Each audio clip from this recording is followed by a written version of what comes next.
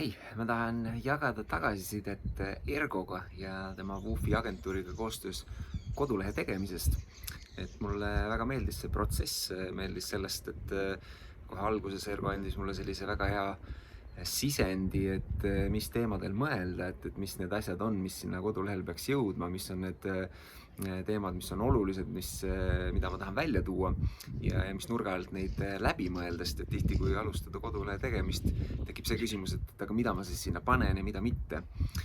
Teine asi, mis mulle meeldis, oli see, et meie selline sujuv koostöö, et see läks ajaliselt sellise minu jaoks mõnusa kulgemisega ja ei olnud kordagi sellist nii-öelda survet, et ma pean nüüd kindlasti kohe midagi ära tegema sellel ajal, kui ma üldse ei ole seda tunnet, et sain endale väga sobivas tempos seda teha ja mis mulle muidugi väga meeldis, oli see, et Ergo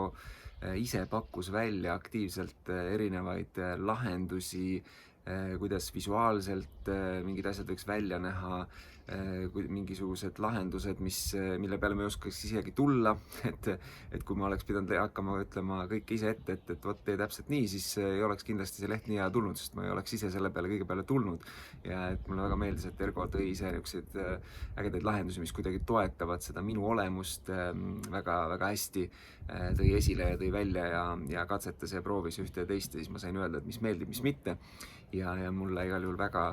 see lõpptulemus meeldis, nii et igal juhul soovitan kõigil, kellel on mõttes oma koduleht teha,